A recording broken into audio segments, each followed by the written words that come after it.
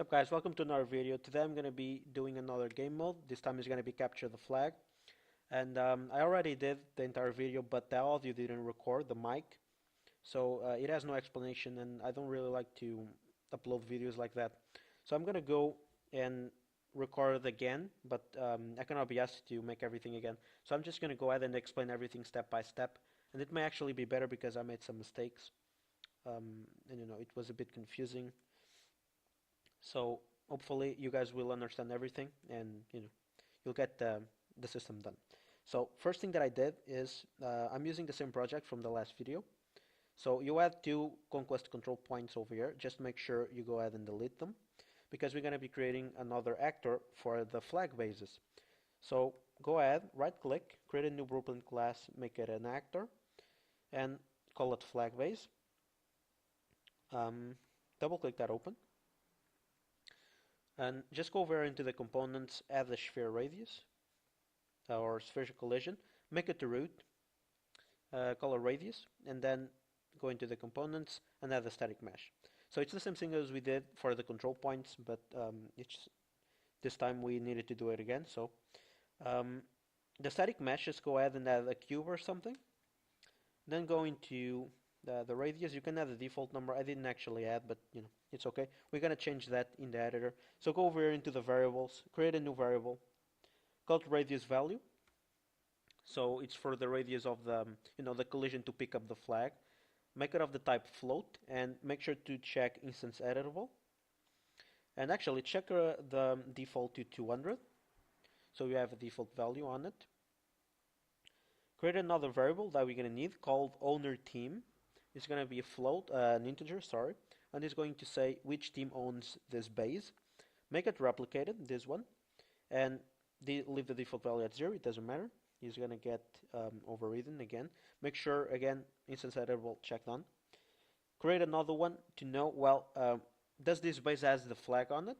So create a new variable, make it a boolean, make it replicated, and default value needs to be true because once the game starts, the flags already start with the flags, so that's why this needs to be true.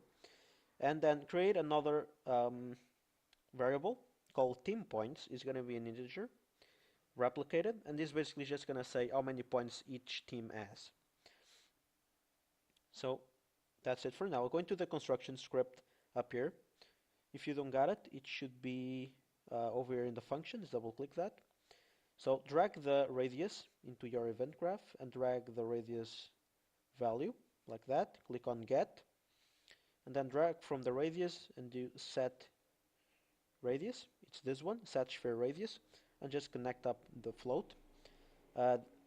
Doing this on the construction script will allow, now if you compile and save and go back, you can drag a flag base into the level like that. I already have one, so I'm going to delete this one, and you can click on it. And now those things that you exposed or did to be editable, you can now change that in real time and see the changes on the radius. And just make sure you set the right flag to be owner team 1 and the left flag to be the owner team 0. So now we have two teams, team 0 and team 1. And okay, I'm sorry. And yeah, that's it for now. We're also going to need to open up the third person character.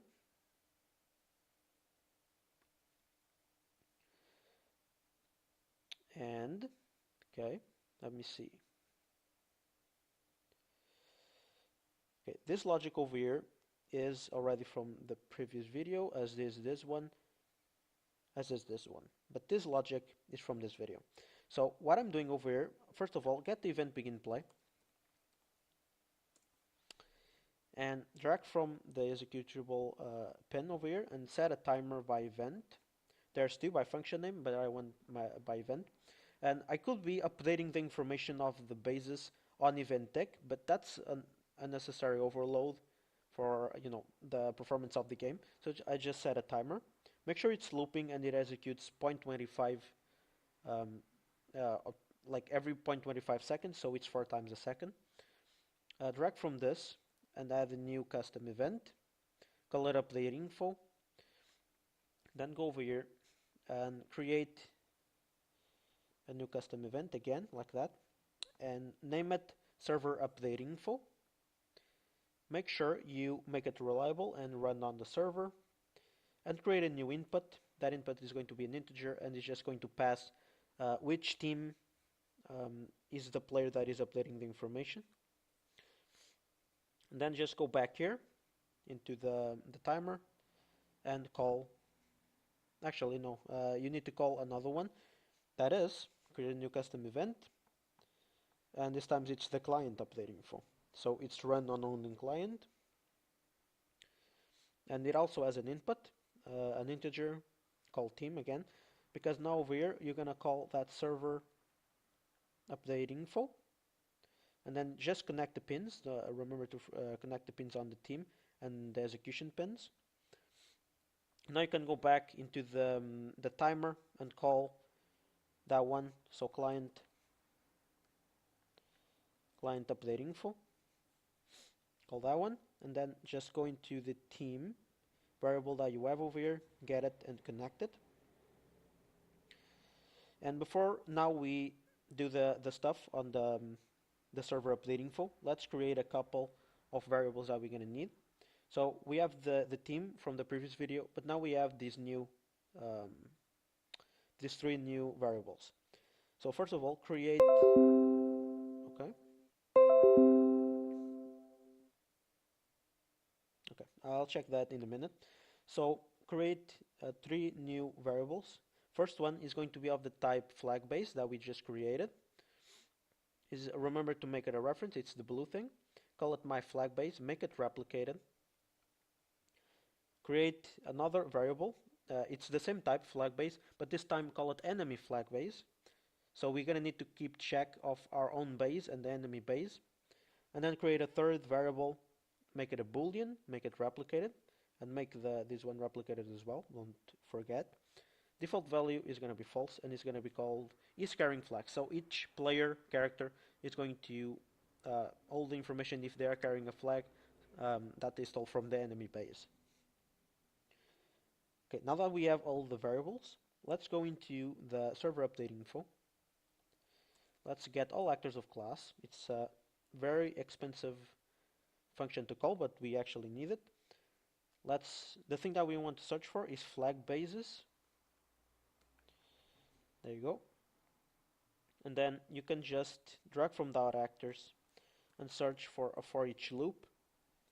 You can use the normal one. I use the for each loop with break, but there's no difference. And from the array element, get the owner team. Remember, this owner team variable we created on the flag base. We're gonna need to get it, and then drag from it, and do a double equal sign, so equal integer, and drag that equal to the input. So we want to know if the flag is of the same team ID as our player, or our team. Do we want to know if the base is ours or it's the enemy's base? So drag from this thing, the input, the output in this case, create a branch, connect the execution pins, and then if it's true, drag the my flag base and set it. If it is our flag base, set it to be the array element, like that. And if it's false, you set the enemy flag base again into the array element. That's everything we need for the player character. Remember to compile and save. Now I just want to go ahead into the HUD that we created in the first video. We're going to need to add two new text boxes, so search for text, drag it into over here. Just make sure you're going to click over here and create new binding, and then it's going to open up this window. And what I want you to do here is exactly what you see. Drag from the player over here from the variables, get my flag base, and from there, first of all, check if it is valid, so you don't get any errors. It's the second one with the interrogation mark. And if it is valid, you can Alt B and click to create a branch. Get from my flag base as flag. So you want to know if the base has its flag on it or it's been stolen, basically. Connect it to the branch, and if it's true, you're going to have the return node set say flag is safe, Control C, Control V, and if it's false, flag is stolen. Now go back into the designer, go into the text, you can drag it into the left side. Make sure you set the anchor to be on the top right. And then you do the same thing, you create a binding over here. It's going to open up this window. We just clear a little bit of space. And this is the same thing as we did on the other one, but this time it's with points. So grab the player, get my flag base, do a is valid like we did in the previous part. Then from over here, get the team points. So basically right now we're just setting the score on the screen so we can see how many points we have. Create a new append node. So just search for append, is this one with a string. The A is going to be score, 2 points, and then a space. Then connect the team points into B, and it's going to automatically create this conversion thing. Then drag the return value into the return value up here, and it will create a toText string as well. That's everything for the HUD. Now the only thing that we have left is going inside the event graph of our flag base. So now we need to create the logic. And we're going to need to create 3 functions. That'll happen, okay. We're going to need to create 3 functions. First one is a custom event called server reset flag. So this is basically when we score a point, we're going to want to reset the flag, basically return the flag to the enemy base. And we need to go inside our character and say that we no longer are carrying a flag. So basically we reset the game and reset the flag on the enemy base. So we're going to need to go over here, make it run on server, because all of this is run on the server, make it reliable, and create a new input, call it player, and make it of the type third-person character, or wherever is the character that you're using. From the player, get the enemy flag base, drag from it, and set as flag. Set that. You want to set it to true, connect the pins, and then drag from the player and set is carrying flag to null or to false. That's the first function. The second one, create another custom event. This one is going to have no inputs, but it's going to run on server, reliable. And just drag from team points, set it. Now drag it again. This time get it. And then drag from over here and add a plus integer. The one is going to be automatically, just connect this up. And this one, we're just adding a point to our score. It's very simple. And this one is very close to the reset flag, but it's the other way around. So create a new custom event, call it server player pickup flag. Make it replicate on server, make it reliable, create a new input called player of the third person class reference, sorry. So third person character, reference. There you go. First of all, you want to drag from as flag over here and set it to false. Then drag from the player and set is carrying flag. Boom, set that to true. So now we are carrying the enemy flag. But now comes the logic about the collision. So when the player enters the radius of the flag, if it's an enemy player, it's going to pick the flag up. If it's a friendly, it's going to check if it is carrying a flag, and if it is, we're going to score a point and reset it. If not, nothing's going to happen because you don't have the enemy flag, so you're not going to score a point, and because it's your base, you're not going to pick up the flag. So that's straightforward. So this event, you get it by clicking on the radius, go back here, the end of this list, and there's something called onComponentBegin overlap. Click on it, it's going to create this for you. Go into the other actor, and you can cast to third person character. Now, Alt B and click to create a branch, and you're going to need to check a couple of things. So first thing, drag from the character and get the team. So you're going to check the team of the player, then drag from it, do a double equal integer, and get the owner team of this flag, and connect that to the branch. Now, well, is it the same, the person that is entering the radius, is it a friendly? If it is, we're going to check another branch. So we'll be and click, go for the third person character, and get is carrying flag. So we just entered a friendly base. Are we carrying the enemy flag? All B and click, I think I already said that. Connect this to the condition. And now, if it's true that we're carrying the enemy flag, then we want to add a point. So drag from the true, server, add point. That's what we created up here. And then again, call server, reset flag. And then it's going to ask you for the input of the player. Just go back and connect that to the third person character cast over here. If it's false over here, you want to do nothing. But the first branch, if it's false, meaning we are an enemy player to that flag base, we want to pick up that flag. So drag from the false, server, player pickup flag. It's going to ask you for the player input, again connected to the third person character. That's what we did over here. You can go ahead and compile and save.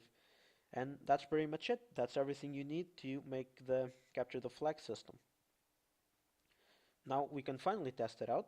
Let's go into the play. Let me actually make this a little bit smaller sized. There you go. So we can see, oh, goddammit. So we can see the entire two screens at the time. There you go. I'm gonna make this team 0 and this one team 1. So you can see already in that both the flags are safe. Remember, the left base, it's team 0. The right one is team 1. So because I'm team 0, I'm going to go into the team 1 base and I'm going to pick it up. Boom. You can see in the other screen that the flag has been stolen and now I am carrying the flag. If I go into my own base, the flag is going to be safe again because it's returned, and I'm going to have 1 point because I just captured the enemy flag. So let's try it the other way around. Let's go into the enemy base. Boom, you can see that the flag is stolen. And you can score a point. Boom, there you go. And I just remember something actually. We need to make sure, because Battlefield game is gonna have a lot of players. I didn't do this when I recorded the first time, I forgot. We need to check to not pick up the flag if the flag is not there. So like we do not want to have 3 players carrying like 3 flags. Each base only has 1 flag. So we need to make sure once the flag is picked up, no one can pick it up again until it's returned, or the enemy has scored the point, so it resets. So let's go over here into this false. Let's go over here and add B to add another branch, connect the false. The condition is going to be as the flag. So only if this is true, if the base has a flag, we're going to be able to pick it up again. If not, nothing's going to happen because the flag is not there. Someone is already carrying it on your team. So you need to protect them instead. And we can actually test this if we had 3 players. Let me just go into the advanced settings. Let me just make the windows smaller, like that. Hopefully it will work. Okay, this is too small, but doesn't matter.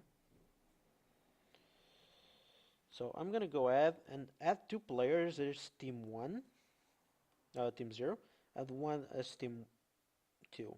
There you go. Team 1. God damn it, I'm confused.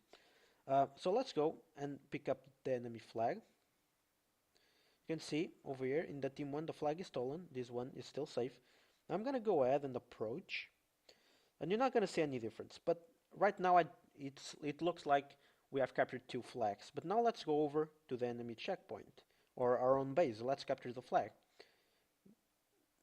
Okay, you can see that no point is being added because we are not carrying anything. If we go to the person that actually picked it up, now you can see that we have 1 score on both of these screens. So we can now go back to this guy that wasn't able to pick up the flag, but now he has. Because if we go over here, we're going to have 2 points. There you go.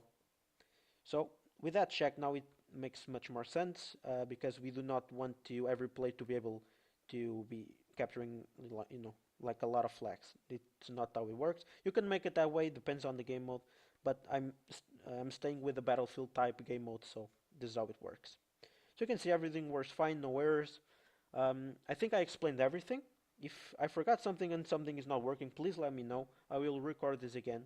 I'm really sorry for not making this, step by step actually, but it took me, I don't know, about 40 minutes to do everything because I made some mistakes, and I was not going to record this, make it everything again. I prefer to explain when this happens because it's a bit boring to do the same thing twice, like repeatedly. So yeah, hopefully you guys forgive me. Thank you guys so much for watching. On the next video, if I have time again, I'm gonna be making a spawn system. So actually, you're gonna be able to select your class and spawn as that class with a team. I'm going to basically be doing another widget like this, but with classes to spawn. And yeah, we probably gonna use this ad to display that kind of information once we spawn. So I'm gonna change a couple of things around with the project, but it's gonna make it much more approachable to how an actual game would be made. So yeah, thank you guys so much for watching, and I'll see you all in the next one. Bye bye.